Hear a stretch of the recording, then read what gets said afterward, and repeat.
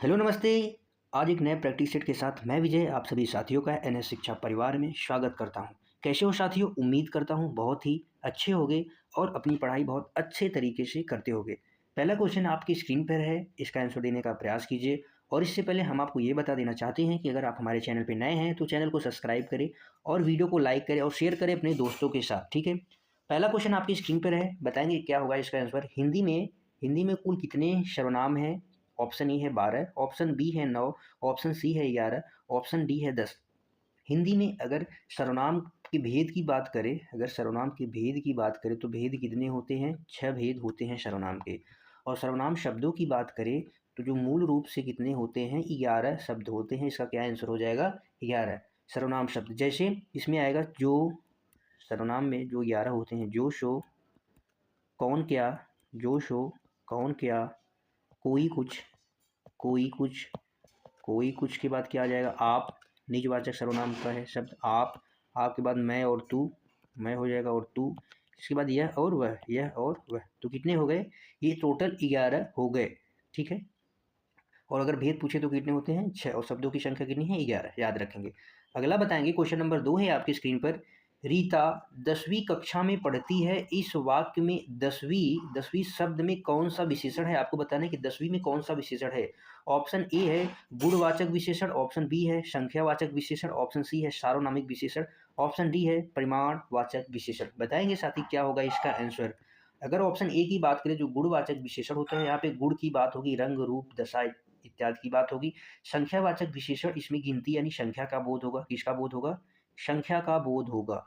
संख्या यानी जिसे हम गिन सकते हैं, काउंटिंग कर सकते हैं, गिना जा सकता है। इसे क्या किया जा सकता है? गिना जा सकता है, में संख्या का बोध होगा। और 10वीं क्या है? संख्या का बोध करा रहा है, इसलिए यहाँ पे संख्यावाचक विशेषण होगा। अगर संख्यावाचक विशेषण के भेद की बात की जाए, संख्यावाचक विशेषण अगर मूल रूप से पूछे तो कितने प्रकार होते हैं? 8 प्रकार के होते हैं संख्यावाचक विशेषण, मूल रूप से 8 प्रकार के। और अगर मुख्यतः की बात की जाए तो मुख्यतः 5 प्रकार के होते हैं। कितने प्रकार के? 5 प्रकार के होते हैं। ऑप्शन सी देखेंगे, सार्वनामिक विशेषण अगर संज्ञा का पड़ोसी, सर्वनाम का पड़ोसी, अगर सर्वनाम का पड़ोसी क्या हो जाए? संज्ञा शब्द हो जाए, सर्वनाम सर्वनाम का पड़ोसी अगर संज्ञा शब्द हो जाए तो वहाँ पे सार्वनामिक विशेषण होता है। परिमाणवाचक की बात करें, इसे मापा या तौला जाकर मात्रा की बात करता है। किसकी? मात्रा की बात। थोड़ा दूध जैसे इसमें, तो ये भी 2 प्रकार के होते हैं, अनिश्चित और निश्चित। जहाँ मात्रा की बात की जाए, इसे नापा या तौला जा सके, तो वहाँ पे क्या होता है? परिमाणवाचक विशेषण होता है। याद रखेंगे, ठीक है साथी। अगला क्वेश्चन बताएंगे, क्वेश्चन नंबर 3 है। भक्ति काल को हिंदी साहित्य का स्वर्ण युग इसमें से किसने कहा है? आपको बताना है कि इसमें से किसने कहा है। ये ऑप्शन डी यहाँ पे है, देखेंगे साथी। ऑप्शन ए है बाबू गुलाब राय, ऑप्शन बी है जॉर्ज ग्रियर्सन, ऑप्शन सी है श्याम सुंदर दास, ऑप्शन डी है रामचंद्र शुक्ल। बताएंगे किसने कहा है इसका। क्या ऑप्शन के अकॉर्डिंग ये श्याम सुंदर दास जी ने कहा है। अगर मूल रूप से बात की जाए तो यह कथन जॉर्ज ग्रियर्सन का भी है। किसका है? जॉर्ज ग्रियर्सन ने भी कहा है, जॉर्ज ग्रियर्सन ने कहा है। अगर ऑप्शन में होता तो हम जॉर्ज ग्रियर्सन को भी लगाते। ने कहा है, यह कथन जो है भक्ति काल को हिंदी साहित्य का स्वर्ण युग जॉर्ज ग्रियर्सन ने भी कहा है, याद रखेंगे। और श्याम सुंदर दास ने भी कहा है। अगला बताएंगे, अगला क्वेश्चन नंबर 4 है आपकी स्क्रीन पर। क्या होगा इसका आंसर। कबीर के आलोचक पुस्तक के लेखक इनमें से कौन से हैं? कबीर के आलोचक पुस्तक के लेखक डॉक्टर धर्मवीर भारती हैं, विजेंद्र स्नातक हैं, हजारी प्रसाद द्विवेदी हैं, पुरुषोत्तम अग्रवाल हैं। अगर इसके लेखक की बात करें तो कौन है? डॉक्टर धर्मवीर हैं। इसका आंसर क्या हो जाएगा? कबीर के आलोचक पुस्तक के लेखक डॉक्टर धर्मवीर हैं। बताएंगे अगला क्वेश्चन नंबर 5 आपकी स्क्रीन पर है। क्या होगा इसका आंसर। इनमें से कौन सी बोली पश्चिमी हिंदी की बोली नहीं है? बघेली है, नहीं बताना है कौन सी नहीं है पश्चिमी हिंदी के अंतर्गत। ब्रज है, कन्नौजी है, बुंदेली है। पश्चिमी अगर हिंदी की बात करें तो पश्चिमी हिंदी शौरसेनी अपभ्रंश से विकसित है। शौरसेनी अपभ्रंश से विकसित है।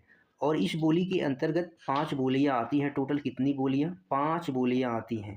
5 बोलियां आती हैं।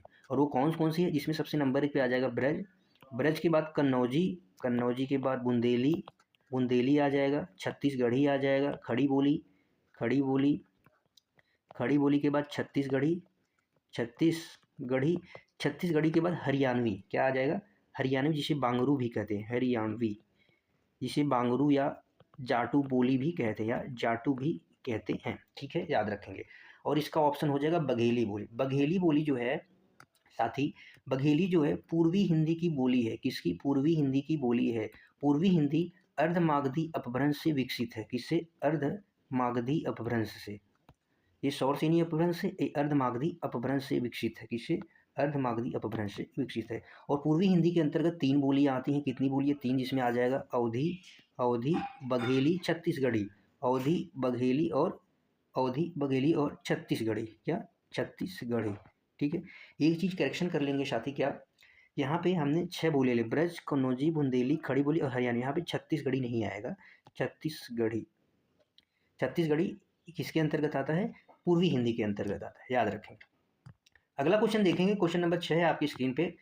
रंग बरसे भीगे चुनर वाली रंग बरसे गीत के रचनाकार इनमें से कौन है? अज्ञेय, मुक्तिबोध, हरिवंश राय बच्चन, शाहिर, लुधियानवी। बताएंगे क्वेश्चन नंबर 6 का क्या आंसर होगा साथी? इसका आंसर देने का प्रयास कीजिए। इसका आंसर हो जाएगा हरिवंश राय बच्चन की रचना है, गीत है। रंग बरसे भीगे चुनर वाली जो रचना है, गीत है, किसकी है? हरिवंश राय बच्चन की है। अगला क्वेश्चन बताएंगे, क्वेश्चन नंबर 7 है। अंधा युग इनमें से किस विधा की पुस्तक है? अंधा युग एकांकी है, गीत नाट्य है, काव्य है, नाटक है। इसका आंसर हो जाएगा ऑप्शन बी। अंधा युग एक गीत नाट्य है जो धर्मवीर भारती जी की रचना है। किसकी रचना है? धर्मवीर भारती, धर्मवीर भारती जी की रचना है। किसकी रचना है? धर्मवीर भारती जी की रचना है, जो 1954 ईस्वी में इसका क्या हुआ था? प्रकाशन हुआ था। धर्मवीर भारती जी की कुछ रचनाएं जैसे आप देखेंगे, ठंडा लोहा, ठंडा लोहा, कनुप्रिया, ठंडा लोहा, कनुप्रिया, कनुप्रिया के बाद कह सकते हैं सपना अभी भी देशांतर। ये सब क्या है? इनकी रचनाएं हैं, याद रखेंगे। अगला क्वेश्चन है क्वेश्चन नंबर 8, आपकी स्क्रीन पर आंसर देने का प्रयास कीजिए। निम्नलिखित में से कौन सा शब्द तत्सम है? तत्सम आपको बताना है। तत्सम वे शब्द होते हैं जो संस्कृत से ज्यों के त्यों लिए गए हैं। संस्कृत के शब्द, संस्कृत के ज्यों के त्यों जो शब्द आए हैं, ज्यों के त्यों, वो क्या कहे जाते हैं? संस्कृत के ज्यों के त्यों शब्द का है, क्या कहे जाते हैं? तत्सम कहे जाते हैं। अगर आशु की तत्सम की बात की जाए तो क्या हो जाएगा? अश्रु। क्या हो जाएगा? अश्रु। हाथी की बात करें तो हस्त हो जाएगा। बारात की बात करें तो वर यात्रा, वर यात्रा होता है। और वर्षा क्या है? तत्सम रूप है। वर्षा क्या है? तत्सम रूप है। ठीक है, अगला क्वेश्चन, क्वेश्चन नंबर 9 है आपकी स्क्रीन पर। इनमें से कौन सा शब्द परिकर का अनेकार्थी नहीं है? परिकर आपको बताना है, परिकर का अनेकार्थी नहीं है। परिकर के अनेकार्थी शब्द, जैसे अनेकार्थी का मतलब होता है एक शब्द के अनेक अर्थ। जैसे परिकर को समूह भी कहते हैं, परिकर से समूह का बोध होता है। परिवार यानी परिवार में सदस्यों का बोध होता है, परिवार। कमरबंद भी होता है, कमरबंद भी होता है। कमरबंद के बाद घेरा भी जिसे कहते हैं, घेरा। घेरा तैयारी भी कहते हैं, क्या कहते हैं? तैयारी भी कहते हैं। तो इसका क्या ऑप्शन हो जाएगा? ऑप्शन डी, छत्री जो है परिकर का अनेकार्थी शब्द है। कमरबंद भी है, परिवार भी है, समूह भी है, तैयारी और घेरा भी है, याद रखेंगे। अगला क्वेश्चन है क्वेश्चन नंबर 10 आपकी स्क्रीन पर। क्या होगा? इसका आंसर बताएंगे। ईशिता गीत गाएगी, यह वाक्य किस काल का सूचक है? ईशिता गीत गाएगी, यह इसमें इस वाक्य में कौन सा काल है आपको बताना है। सामान्य वर्तमान काल, भूतकाल, भविष्यत काल, वर्तमान काल। बताएंगे साथी क्या होगा इसका आंसर। सामान्य वर्तमान एक ही है, वर्तमान काल के भेद हैं। सामान्य वर्तमान की काल अगर बात करें तो क्रिया वर्तमान में होने का जैसे पता चले, क्रिया का वर्तमान में, क्रिया का वर्तमान में होने का पता चलता है, वर्तमान में होने का पता चलता है, पता चलता है। जैसे अगर हम बात करें कैसे पता चलता है, ईशिता गीत गाती है, जैसे हम इसमें लिख लेंगे ईशिता, ईशिता समझेंगे, ईशिता क्या करती? गीत गाती है, गीत गाती है। ये क्या है? वर्तमान में, यानी ईशिता गीत गाती है, सामान्य वर्तमान काल। और भूतकाल की अगर बात करें तो क्रिया बीते समय का बोध हो, क्रिया से बीते समय का बोध हो, बीते समय का बोध हो। अगर बीते समय का बोध की बात आए तो बीता समय यानी बीत गया समय। जैसे आप इसमें कह सकते हैं कि ईशिता ने गीत गाया। किसने? ईशिता ने गीत गाया। क्या किया? गीत गाया। तो या क्या इसका क्या हो जाएगा? भविष्य, भूतकाल हो जाएगा। और भविष्य का मतलब है कि ये वाक्य जो गाएगी यानी क्रिया के भविष्य में होने का बोध हो रहा है। भविष्य में गीत गाएगी तो भविष्य का बोध हो रहा है क्रिया के, तो यहाँ पे क्या हो जाएगा? भविष्य काल हो जाएगा। क्रिया के भविष्य में होने का तो पता चलता है, तो इसलिए गाएगी जो है यहाँ पे भविष्य काल है। अगला क्वेश्चन है क्वेश्चन नंबर 11 आपकी स्क्रीन पर। क्या होगा इसका आंसर? देशार्पण में कौन सा समास है? द्विगु समास, कर्मधारय समास, तत्पुरुष समास, अव्ययी भाव समास। बताएंगे। अव्ययी भाव समास, तत्पुरुष समास, कर्मधारय समास, द्विगु समास।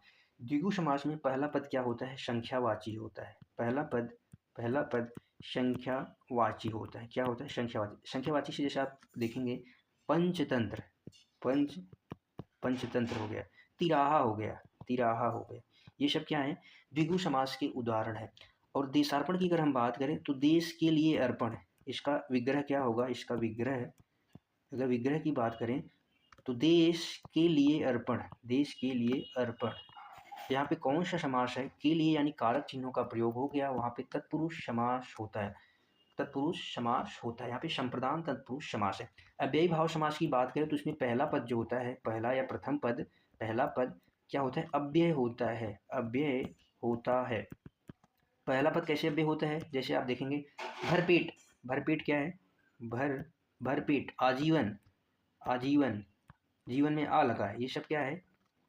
भर है, भर अव्यय है, ये सब क्या है? अव्ययी भाव समास है। ठीक है, याद रखेंगे। अगला क्वेश्चन बताएंगे, क्वेश्चन नंबर 12 है आपकी स्क्रीन पर। क्या होगा इसका आंसर?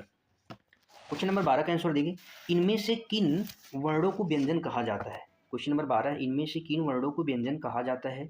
ऑप्शन ए है जिनका उच्चारण स्वरों की सहायता से किया जा सके, बी है जी कठिनता से, जिसका उच्चारण यानी जिसका उच्चारण कठिनता से उच्चरित हो, कठिनता से उच्चरित हो, जो बालाघात की, जिसका उच्चारण संभव नहीं है। वर्णों का उच्चारण आप बताएंगे स्वर इसमें कि इनमें से किन वर्णों को व्यंजन कहा जाता है। किन वर्णों को व्यंजन पूछा है, किन वर्णों को व्यंजन कहा जाता है।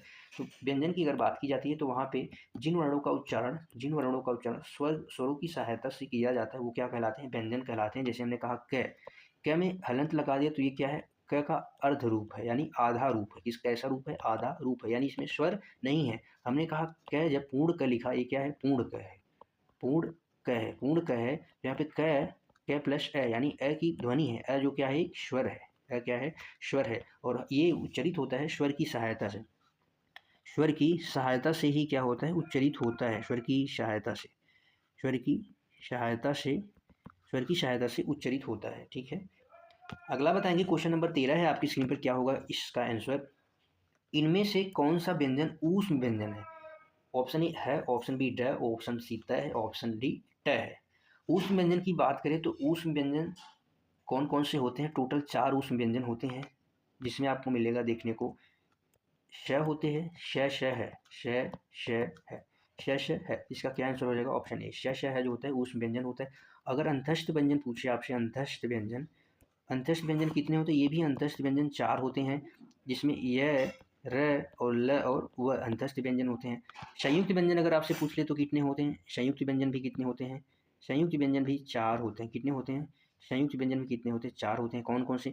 छ, त्र, ज्ञ और श्र। छ, त्र, ज्ञ, श्र, ये सब क्या होते हैं? संयुक्त व्यंजन के उदाहरण हैं।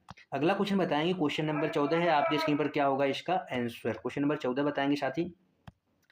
उर्वशी अत्यंत सुंदर है, इनमें से कौन सा प्रविशेषण आपको बताना है? ए ऑप्शन ए है अत्यंत, ऑप्शन बी है सुंदर, ऑप्शन सी है, ऑप्शन डी है उर्वशी। अगर प्रविशेषण की बात करें तो ये विशेषण की विशेषता बताते हैं। किसकी विशेषता बताते हैं? विशेषण की विशेषता बताते हैं। और विशेषण क्या करते हैं? संज्ञा या सर्वनाम की विशेषता बताते हैं, विशेषता बताते हैं। ये विशेषण की विशेषता बताता है, विशेषण की विशेषता बताता है, विशेषण की विशेषता बताता है। और विशेषण क्या करते हैं? संज्ञा या सर्वनाम शब्दों की विशेषता बताते हैं, संज्ञा या सर्वनाम शब्दों की विशेषता बताते हैं, संज्ञा या सर्वनाम शब्दों की क्या करते हैं? विशेषता बताते हैं। अब विशेषण की अगर आपसे बात की जाए इस वाक्य में तो सुंदर क्या है? सुंदर कौन सुंदर है? उर्वशी के बारे में बात हो रही है, उर्वशी क्या है? सुंदर है। तो सुंदर क्या हो जाएगा यहाँ पे? विशेषण। सुंदर क्या हो जाएगा? ये विशेषण। और उर्वशी क्या हो जाएगा? संज्ञा शब्द। और संज्ञा शब्द की क्या कर रहा है? विशेषता बता रहा है, विशेषण हो गया। और कैसी सुंदर है? अत्यंत सुंदर है। तो अत्यंत क्या हो जाएगा? सुंदर की विशेषता बता रहा है, अत्यंत सुंदर। तो ये क्या हो जाएगा? प्रविशेषण हो जाएगा, क्योंकि प्रविशेषण विशेषण की विशेषता बता दी, इसलिए अत्यंत यहाँ पे क्या हो जाएगा? प्रविशेषण हो जाएगा। अगला क्वेश्चन देखिए, क्वेश्चन नंबर 15 देखेंगे साथी, आज का आखिरी क्वेश्चन है, इसका आंसर देने का प्रयास कीजिएगा। इनमें से कौन सा शब्द उद्योग का अनेकार्थी शब्द है? साधारण है, सरल है, रोजगार है, कारखाना है। उद्योग के अनेकार्थी शब्द की अगर हम बात करें तो जिसमें आपको देखने को मिलेगा उद्योग को कारखाना, कारखाना, कारखाना, उद्यम भी कहते हैं। क्या कहते हैं? उद्यम, उद्यम भी कहते हैं। व्यवसाय भी कहते हैं, अनेकार्थी शब्द में व्यवसाय, व्यवसाय भी वाणिज्य भी कह देते हैं, वाणिज्य, ये सब क्या है, उद्योग के अनेकार्थी शब्द हैं। तो इसका क्या आंसर हो जाएगा, ऑप्शन डी जो है कारखाना उद्योग का अनेकार्थी शब्द है, याद रखेंगे। आज के लिए बस इतना ही। बताएंगे साथियों क्लास कैसी लगी आप सभी को, और आप बताएंगे कि आपका 15 में से कितना स्कोर हुआ। क्लास को लाइक करें और शेयर ज़रूर करें अपने दोस्तों के साथ। ठीक है, मिलते हैं अगली शानदार क्लास में। तब तक के लिए बाय बाय, खुश रहिए, मस्त रहिए, अपना ध्यान रखिए। Thank you so much, bye bye, take care.